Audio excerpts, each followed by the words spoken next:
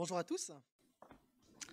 Sur le programme des prédicateurs, nous méditons aujourd'hui Exode 15, qui est composé en grande partie d'un cantique de délivrance chanté par l'ensemble du peuple lors de la sortie d'Égypte.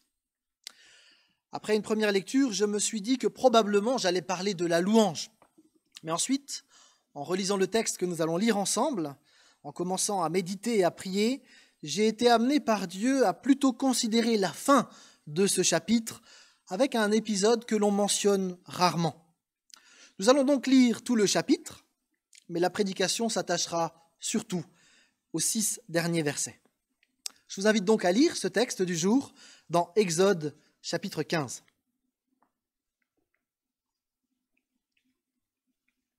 J'ai pas de télécommande. Ouais.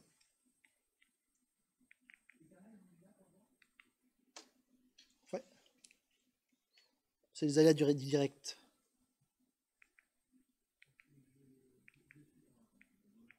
Ouais. Du coup, vous avez le temps sur YouTube de chercher votre passage biblique dans vos Bibles, sur vos smartphones et autres. Je lirai dans la Bible du Summer. Ouais. Non, ça passe pas. Ouais, merci beaucoup. Alors Moïse et les Israélites entonnèrent ce cantique en l'honneur de l'Éternel. Je veux chanter pour l'Éternel, il a fait éclater sa gloire. Il a culbuté dans la mer le cheval et son cavalier. L'Éternel est ma force, il est le sujet de mes chants, il m'a sauvé. Il est mon Dieu, je le louerai et je l'exalterai, lui, le Dieu de mon Père. L'Éternel est un grand guerrier, l'Éternel est son nom. Les chars du Pharaon et toute son armée, il les a jetés à la mer. L'élite de ses combattants a été engloutie dans la mer des roseaux, et les flots les ont recouverts. Ils ont coulé comme une pierre dans les profondeurs de l'abîme. Ton bras droit éternel a fait éclater sa puissance. Ton bras droit éternel écrase l'ennemi. Dans ta gloire éclatante, tu renverses tes adversaires. Tu déchaînes contre eux le feu de ta colère. Ils sont consumés comme des brins de paille. Sous l'action de ton souffle, les eaux se sont amoncelées. Les flots se sont dressés comme un rempart et ils se sont figés au milieu de la mer. L'ennemi se disait « Je les pourchasserai, je les atteindrai. Je m'emparerai d'un butin, je m'en rassasirai, je tirerai l'épée, je me saisirai d'eux. » Tu as soufflé et la mer les a recouverts. Ils se sont enfoncés comme des blocs de plomb dans les puissantes eaux. Qui parmi tous les dieux, ô Éternel, est semblable à toi? Et qui est comme toi, paré de sainteté, et redoutable, et digne de louange, opérant des prodiges? Tu étends ton bras droit, et la terre engloutit nos poursuivants. Dans ton amour, tu as conduit ce peuple que tu as libéré, et tu l'as dirigé par ta grande puissance vers ta demeure sainte. Les peuples l'ont appris, et ils en ont tremblé. La terreur a saisi les gens de Philistie. Déjà les chefs d'Édom en sont épouvantés. Les princes de Moab se mettent à trembler. Tous les Cananéens en perdent le courage. L'angoisse et la panique s'abattent sur eux tous. Ton action extraordinaire les a tous pétrifiés. Jusqu'à ce qu'ait passé ton peuple, ô Éternel, jusqu'à ce qu'ait passé ce peuple que tu t'es acquis. Tu les amèneras et tu les planteras sur la montagne qui t'appartient, au lieu que tu destines à être ta demeure, ô Éternel, jusqu'à ton sanctuaire, ô Éternel, que tes mains ont fondé. L'Éternel régnera à perpétuité. Car les chevaux du Pharaon, avec ses chars et ceux qui les montaient, se sont engagés dans la mer. Et l'Éternel, sur eux, a fait refluer l'eau, tandis que les Israélites ont traversé la mer à sec. Myriam, la prophétesse, sœur d'Aaron, prit le tambourin, et toutes les femmes la suivirent en dansant et en jouant sur les tambourins. Myriam entonna en réponse aux Israélites « Chantez pour l'Éternel. Il a fait éclater sa gloire. Il a culbuté dans la mer le cheval et son cavalier. » Sur ordre de Moïse, Israël quitta la mer des roseaux et prit la direction du désert de Chour. Ils marchèrent pendant 3 jours dans le désert, sans trouver de point d'eau. Ils arrivèrent à Mara, où il y avait de l'eau, mais ils ne purent pas en boire parce qu'elle était amère. D'où le nom de Mara, amertume. Alors le peuple se plaignit de Moïse en disant « Qu'allons-nous boire ?» Moïse implora l'Éternel qui lui indiqua un bois d'une certaine espèce qu'il jeta dans l'eau, et l'eau devint potable. C'est à cet endroit que l'Éternel donna au peuple des préceptes et un code de droit. Là aussi, il le mit à l'épreuve. Il leur dit, « Si vous écoutez attentivement l'Éternel votre Dieu, et si vous faites ce qui est droit à ses yeux, si vous êtes attentifs à ses commandements et si vous obéissez à toutes ses lois, je ne vous infligerai aucune des maladies dont j'ai frappé les Égyptiens, car je suis l'Éternel qui vous apporte la guérison. » Ensuite, les Israélites arrivèrent à Élim, où il y avait 12 sources d'eau et 70 palmiers. Ils campèrent là, près de l'eau. Jusqu'ici notre lecture. J'aimerais vous laisser juste quelques secondes pour relire de votre côté peut-être ce texte, quelques versets qui vous touchent.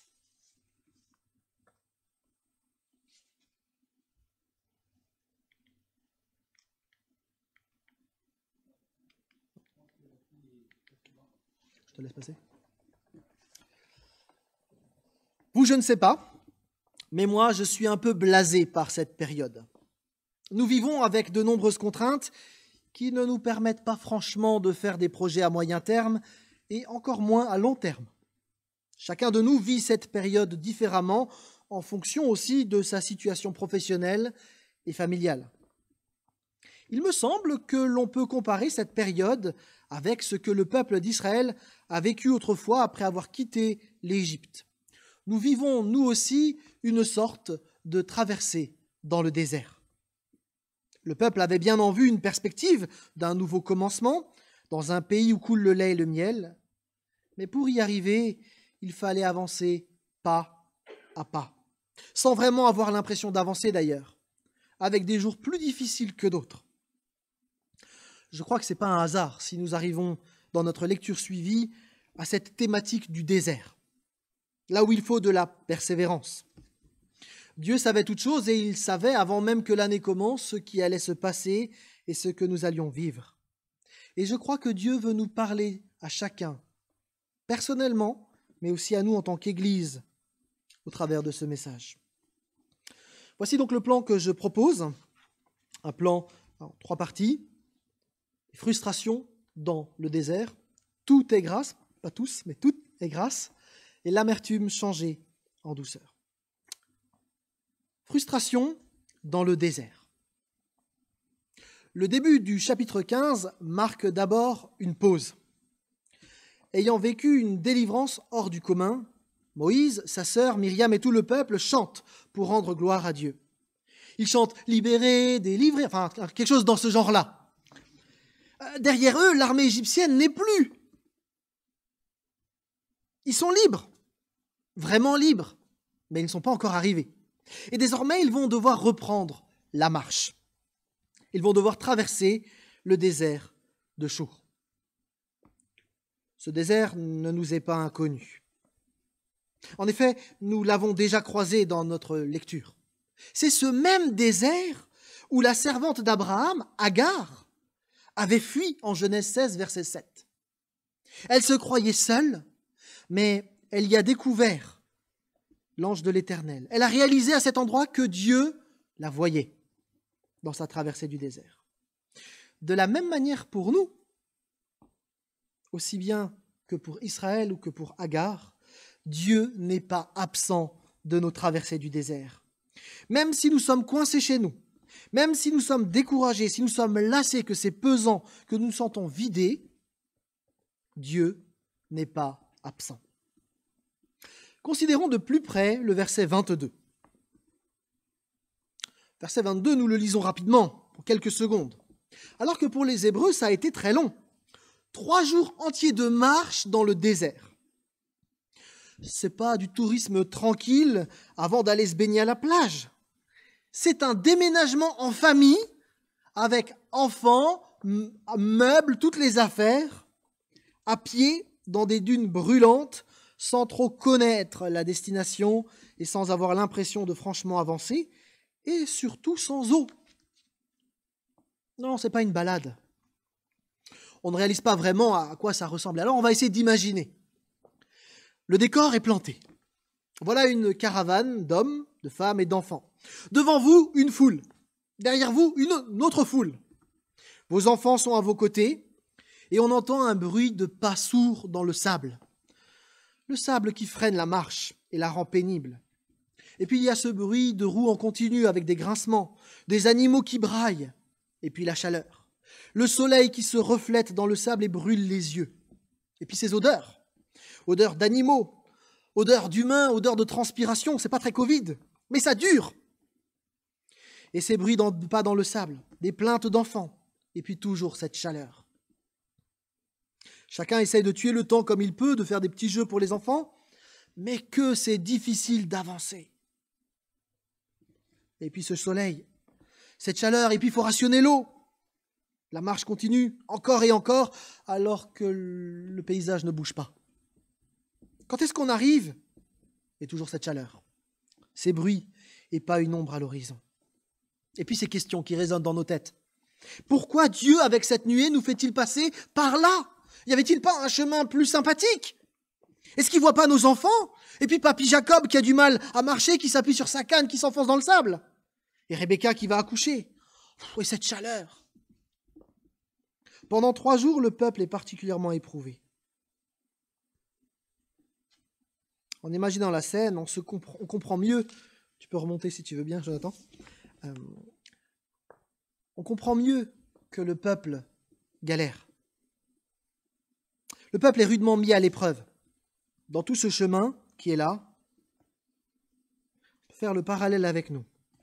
On ne voit pas de perspective. La voisine m'a dit cette semaine, bon, on avance un pas après l'autre. Oui, effectivement, un jour après l'autre. Et c'est pas facile de mettre sa confiance en Dieu pratiquement lorsqu'on ne voit pas les perspectives. Vous voyez sur notre carte que le peuple va faire 50-60 km de marche.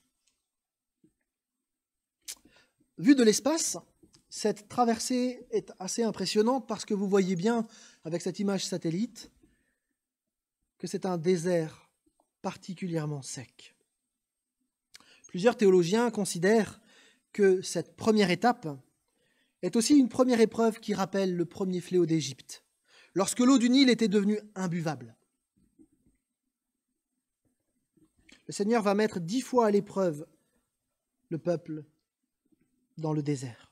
En fait, Dieu veut montrer à son peuple qu'il peut lui faire confiance en toutes circonstances. Israël est invité ici à écouter son Seigneur et à persévérer. Ne pas agir comme Pharaon qui s'était entêté et avait refusé d'écouter la voix de Dieu. Et Israël est invité par 10 fois à reconnaître qui est Dieu, à reconnaître qu'il peut lui faire confiance. Dans notre désert, nous avons le même apprentissage pour nous. Quelles que soient nos circonstances, ce n'est pas intuitif de faire confiance à Dieu quand on ne voit rien. On veut voir. Et Dieu nous invite là à vivre par la foi, dans la confiance. Et ça va même un peu plus loin. Comme souvent dans le Pentateuque, le texte en hébreu nous aide à comprendre ce que l'auteur a voulu dire. Il y a effectivement une sorte de jeu de mots, mis en lumière depuis très longtemps par les rabbins, parce qu'en hébreu, désert se dit midbar. Et le verbe hébraïque parler se dit diber. Et donc les deux mots font écho avec la même racine, dbr, une sorte d'écho que le peuple hébreu entend quand il lit le texte ou qu'il l'écoute d'un lecteur. C'est-à-dire un écho qu'on retrouve dans d'autres textes de la Bible. Vous pouvez regarder Osée 2, verset 14. Quand Dieu dit « Je conduirai au désert et je parlerai ». Ce jeu de mots indique ici que les temps d'épreuve, les temps de désert dans la vie, permettent aussi d'entendre Dieu d'une manière spécifique. Dieu choisit cet endroit du désert pour parler à son peuple, pour se révéler à lui. Comprenez-moi bien, ce n'est pas que Dieu aime que nous traversions les déserts, mais dans les déserts de nos vies, Dieu se manifeste d'une manière particulière. Quand on est dans le désert, il n'y a plus les animations de gauche et droite pour attirer notre regard. Il n'y a pas des millions de bruits de la circulation. Le désert, par excellence, c'est le lieu où il ne se passe rien, ou très peu de choses. Dans le désert de la Covid que nous traversons actuellement et qui nous soumet à rude épreuve, qui nous éprouve dans notre persévérance, nous pouvons nous aussi chercher à discerner cette parole de Dieu. Parce que notre Dieu veut se révéler à nous aussi dans ces moments. Qu'avons-nous appris pendant cette année écoulée ? Peut-être une piste pour chacun d'entre nous, ce serait de récolter les versets qui nous touchent tout au long de cette période, de les noter peut-être sur un papier, de les afficher dans notre maison, sur notre frigo, pourquoi pas, d'en parler avec nos familles, mais d'écouter, de prendre ce temps pour écouter Dieu davantage. L'épreuve que vit Israël n'est pas terminée. Ils viennent de marcher 3 jours dans le désert sans un seul point d'eau. Eux qui ont grandi en Égypte avec de l'eau tout à fait courante, une eau de très bonne qualité d'ailleurs, le choc est rude quand maintenant ils arrivent à Mara. À Mara, ils se rendent compte que l'eau disponible est amère. Quelle déception! Quelle terrible déception! Ils avaient attendu toute la journée pour enfin boire à grande gorgée. Et là, c'est le drame. Et on comprend la colère à ce moment-là qui fait sortir tout d'un coup toutes les frustrations de ce voyage de 3 jours. Et je réalise en vivant le désert Covid que bien des frustrations s'accumulent pour chacun d'entre nous. La lassitude aussi. D'ailleurs, avec le premier confinement, on a assisté à une augmentation de la violence conjugale. Certains se servant de leur femme comme un punching ball, comme d'un exutoire de toute la frustration accumulée. Je vous ai remis le numéro d'appel, si vous en aviez besoin. Mais c'est une vraie question qui se pose. Comment allons-nous gérer la frustration de ce moment ?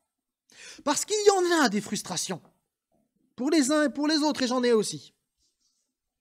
Je veux aller voir ma famille qui est trop loin, qui habite peut-être même à une destination où il n'y a plus de vol aérien pour y aller. Peut-être même que ma famille est malade et que cette distance m'empêche d'aller les soutenir alors que je voudrais le faire. Oh, et puis j'aimerais sortir, j'aimerais profiter de la vie, je voudrais aller à la plage avec les enfants, il fait beau. J'aimerais bouger quand c'est mon jour de congé, c'est bien légitime. Oh, et puis je suis jeune, je suis dans mes années d'études, quand même, j'aimerais bien pouvoir en profiter. Être avec les autres, c'est légitime. Je suis retraité, j'ai trimé toute ma vie, j'ai le droit de me faire plaisir. Et là, je suis confiné chez moi. On bosse toute l'année. Et quand arrive le week-end, les beaux jours, on ne peut pas aller à plus de 10 km. Pas de chance, la plage est à 35 km de chez moi. Ah, et puis aussi, moi je travaille, il y en a d'autres qui sont en repos forcé. Ou alors, je suis au repos forcé et j'aimerais bien aller travailler. Que faisons-nous de nos frustrations multiples ? Est-ce que nos frustrations se déversent sur d'autres ? Sur notre conjoint ? Sur nos enfants ? Sur nos voisins ? Sur le gouvernement ? Ou est-ce que nous allons les gérer devant Dieu ? Avançons ensemble. Tout est grâce. C'est pas facile de gérer nos frustrations. Surtout que pour beaucoup d'entre nous, nous avons grandi avec beaucoup de choses à portée de main. Et on considère ces choses comme tout à fait normales. L'eau courante, l'électricité, la liberté, la paix, la possibilité de se réunir, la santé.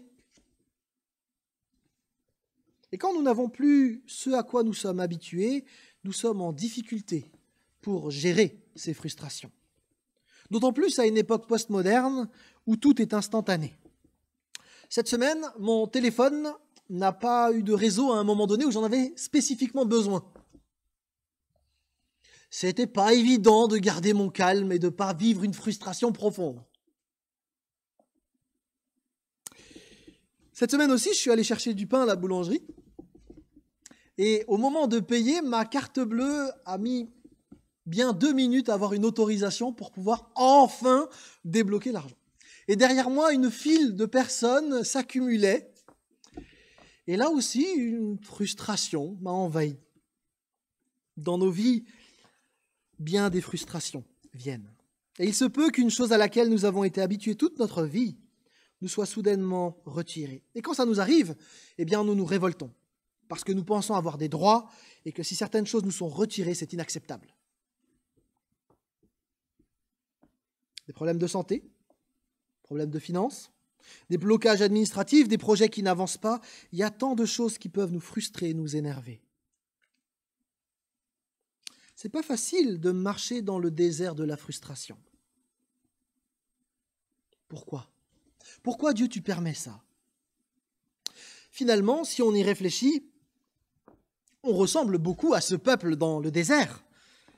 Ils avaient toujours eu de l'eau, et soudainement, ils découvrent que ce n'est pas un dû. En fait, on change un peu de perspective quand on réalise que tout ce que nous avons n'est que grâce. Si Dieu est Dieu, et c'est ce que nous croyons, alors il n'a aucune obligation envers nous. Il nous a créés, et il est le seul maître à bord.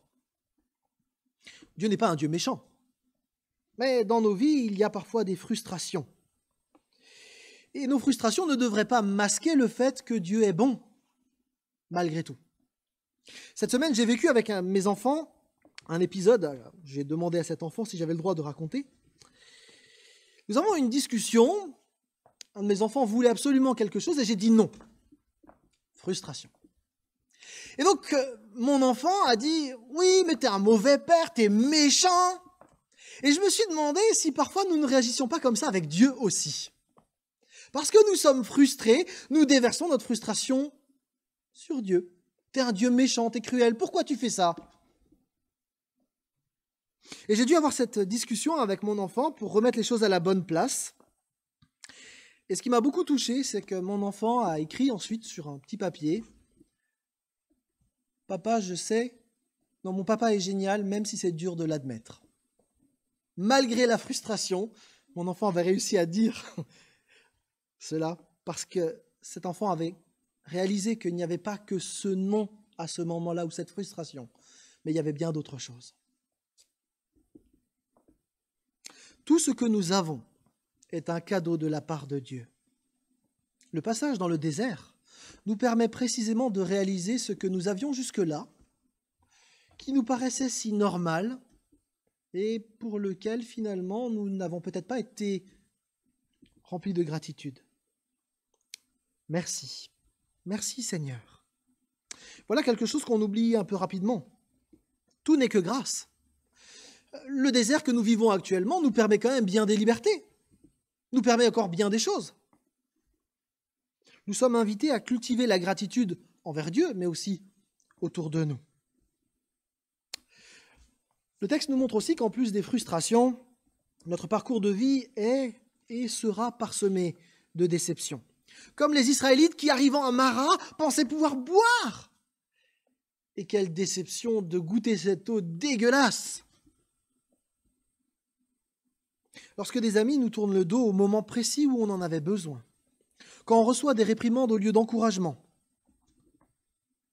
l'épreuve a un goût de double amertume. Et c'est exactement ce que vit Israël à ce moment-là. Et Israël se plaint. Calvin commente ce texte et dit ceci. Dans une telle situation d'urgence, ils auraient dû diriger leur prière vers Dieu, tandis que non seulement ils ont négligé de prier, mais ils ont violemment assailli Moïse et lui ont demandé de la boisson qu'ils savaient ne pouvoir leur être donnée que par Dieu. Le peuple se plaint. À l'inverse, Moïse fait ce que le peuple aurait dû faire. Il s'adresse à l'Éternel. Alors que le peuple considérait tout ce que Dieu n'avait pas fait, Moïse s'est tourné vers Dieu pour implorer son secours et sa grâce. Le peuple d'Israël va devoir apprendre à être dépendant de Dieu. Il va devoir apprendre que tout vient de Dieu. Et il va devoir apprendre à prier au travers de son désert. Il va devoir apprendre à demander comme nous y invite, nous aussi, l'apôtre Jacques. Vous n'avez pas ce que vous désirez parce que vous ne demandez pas à Dieu. Le désert nous emmène précisément dans nos limites, là où nous n'avons plus rien. Le désert nous dépouille de nos illusions Et là, nous réalisons qui nous sommes réellement. Fragiles, faibles, possiblement terrassés par un virus qu'on ne voit pas. Et dans ce contexte-là, nous pouvons apprendre à demander au Seigneur d'une nouvelle manière, en réalisant aussi que lui est le véritable refuge.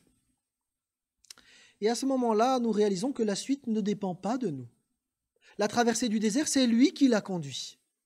Mais nous sommes appelés à le suivre pour le pas d'aujourd'hui. Admettre cela, c'est reconnaître ses limites et accepter que Dieu seul est souverain. C'est ce que Moïse fait dans notre texte. Et c'est ce que nous sommes, nous aussi, appelés à vivre dans notre désert.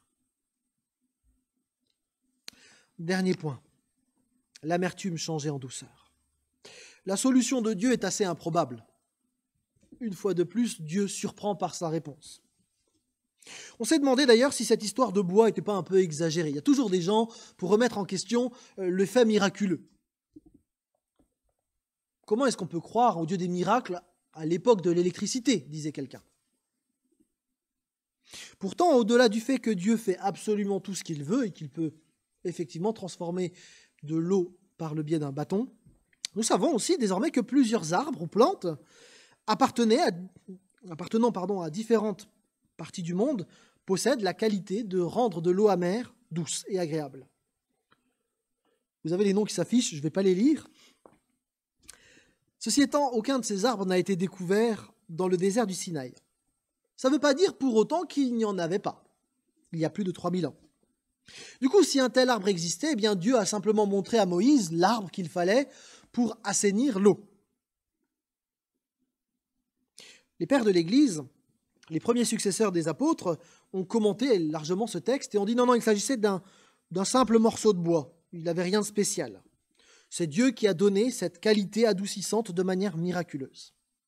En fait, les pères de l'Église voulaient surtout souligner de cette manière le lien entre ce bois jeté dans l'eau, un bois banal, et le bois du calvaire. Parce qu'ils commentaient ainsi, la croix n'a rien de spécial. C'est un instrument de torture abject. Elle n'a rien de miraculeux. Mais Dieu a utilisé cet objet pour sauver le monde par grâce. Pour eux, le bois de Mara anticipe le bois de la croix.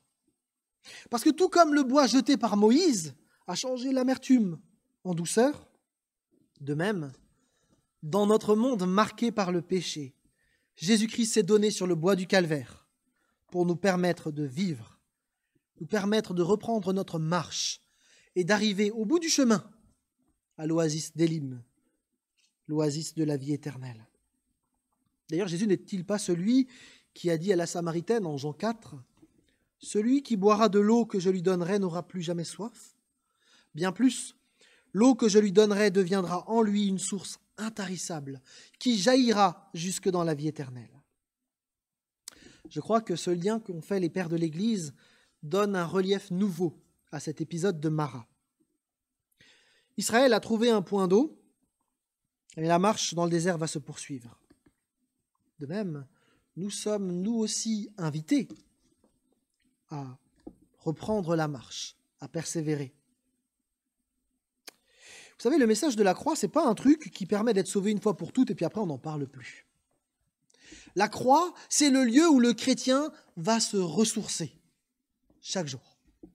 La croix, c'est ce lieu où le chrétien réalise tout à nouveau qu'il est aimé, qu'il est pardonné, qu'il est accepté. Et du coup, il peut reprendre sa marche. La marche que nous vivons les uns et les autres n'est pas une marche facile, mais nous savons que celui qui nous accompagne a donné sa vie pour nous. Il n'est pas indifférent. Au contraire, il veut nous restaurer, nous désaltérer. À Mara, alors que le peuple se désaltère, Dieu donne aussi des préceptes et un code de droit. La marche dans le désert est une illustration de la vie de confiance que le peuple va devoir vivre. Tout le peuple est en train de suivre la nuée dans le désert. Et le peuple va devoir aussi suivre ce que Dieu demande pour lui. La voix de Dieu se fait entendre à Mara. Si vous écoutez attentivement l'Éternel votre Dieu, et si vous faites ce qui est droit à ses yeux, si vous êtes attentifs à ses commandements et si vous obéissez à toutes ses lois, je ne vous infligerai aucune des maladies dont j'ai frappé les Égyptiens, car je suis l'Éternel qui vous apporte la guérison. Vous noterez que Dieu ne dit pas que le chemin sera facile, sans embûche, sans blessure ou coupure, mais il affirme « Je suis l'Éternel qui t'apporte la guérison. En chemin, tu auras chaud, tu auras soif, mais je te donnerai à boire au fur et à mesure que tu continues. Et je t'accompagnerai jusqu'au bout. » Ce texte veut nous encourager à persévérer. À Mara, Dieu commence l'éducation de son peuple. Et il demande au peuple d'Israël de lui faire confiance, de lui obéir. Mais ce n'est pas une obéissance aveugle, parce qu'à Mara, il trouve de l'eau. Le moment rapporté dans les versets 25 et 26 est un moment solennel. Dieu vient de démontrer tout son amour et sa bonté au peuple. Et de la même manière, Christ a démontré son amour pour nous à la croix. Et de la même manière que Dieu avait invité le peuple à le suivre, Christ nous appelle aujourd'hui. Toi, suis-moi. Tu ne sais pas exactement le chemin, mais moi je le connais, dit le Seigneur. Suis-moi, fais le prochain pas avec moi. Oui, c'est vrai, le Covid, c'est pénible, c'est frustrant. Mais Dieu nous invite à le suivre, même là. En nous invitant à le suivre sur ce chemin exigeant, Christ nous rappelle qu'il nous aime et qu'il nous invite à aimer à notre tour. Il nous rappelle qu'il fait route avec nous. Et le texte nous encourage d'une manière encore plus belle, parce qu'à la fin du texte, le peuple arrive à Élim. Cette oasis est décrite, ce qui est assez étrange parce que la Bible donne en général peu de descriptions. Donc quand vous avez des descriptions dans la Bible, arrêtez-vous et réfléchissez, ça vaut la peine. Une oasis comporte en général un point d'eau qui permet la vie. Or, à Élim, nous dit le texte, on dénombre 12 sources. Regardez le texte. Il y a une source pour chaque tribu. Il y en a pour tout le monde. Le chiffre est probablement symbolique. Ça indique l'abondance. Mais après le désert, mais quel lieu fantastique. Il y a à boire pour tout le monde. Puis le texte mentionne aussi 70 palmiers. Là encore, le texte est probablement symbolique. En général, le chiffre 70, on l'associe aux 70 nations que l'on trouve après l'épisode de Babel. D'autres considèrent que ce sont les 70 anciens d'Israël et ça représenterait tous les clans, toutes les familles d'Israël. Peu importe. Dans tous les cas, on retrouve la même idée. Il y en a pour tout le monde. Il y a de l'eau, il y a de l'ombre pour tous. Après la traversée du désert, Dieu savait que le peuple allait arriver à Élim. Notre traversée sur cette terre et dans ce désert particulier peut être difficile à vivre. Nous savons que Dieu nous accompagne, mais nous savons aussi où est-ce qu'il nous emmène. L'oasis d'Élim est une très belle image pour nous tous qui faisons confiance à Dieu. Nous irons à Élim ensemble. Concluons ensemble. Nous sommes en route vers Élim. En attendant, eh bien, nous sommes invités à boire auprès de Christ pour reprendre la route, pour pouvoir persévérer dans ce chemin qui n'est pas évident. Mais Dieu n'a jamais dit que le chemin serait simple. Par contre, il a promis de toujours nous accompagner et de toujours être disponible pour nous restaurer, nous désaltérer, nous redonner des forces neuves. Si nous sommes fatigués, prenons ce temps de nous restaurer auprès de Christ. Ce texte nous donne plusieurs leçons spirituelles. Nous sommes invités à gérer nos frustrations de la bonne manière devant Dieu, pas en nous défoulant sur quelqu'un. Nous sommes invités à marcher par la foi. La foi, ce n'est pas un truc dont on parle le dimanche matin, et puis dans le reste de la semaine, on vit avec la vue, en disant, voilà, si j'ai un problème, je vais aller au supermarché ou comme ça. Non. La vie par la foi, c'est de faire confiance à Dieu, même quand je ne vois plus rien, même quand tout semble sombre. Ce texte nous apprend aussi à demander. Amis chrétiens, n'ayons pas peur de solliciter l'aide de Dieu dans toutes les circonstances que nous traversons. En réalisant que tout est grâce, tout ce que j'ai est grâce. Ce n'est pas un dû.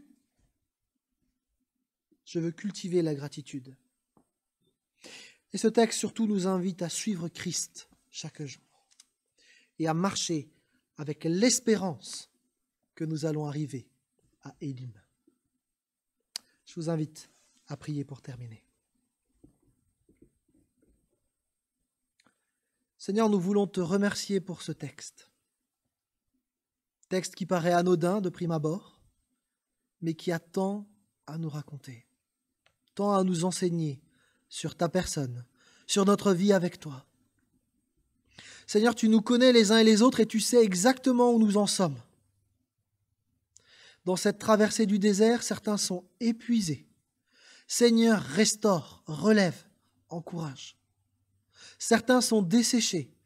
Seigneur, rafraîchis, hydrate. Seigneur, nous voulons te faire confiance. Mais viens au secours de notre foi. Nous avons l'habitude de marcher par la vue, de pouvoir faire des projets, de pouvoir marcher comme bon nous semble, dans la liberté qui nous était jusque-là acquise. Seigneur, nous avons besoin de ton aide dans cette nouvelle étape, dans ces 50-60 kilomètres qui nous séparent du champ de la délivrance jusqu'à Élim. Oui, Seigneur, entre le moment de ta résurrection et ton retour, la traversée est difficile. Mais nous voulons compter sur toi. Merci parce que tu nous as aimés, tu l'as montré, et merci parce que cet amour-là, il est encore disponible aujourd'hui. Que ton Saint-Esprit vienne consoler, relever, encourager chacun d'entre nous. Nous prions dans le nom de Jésus-Christ. Amen.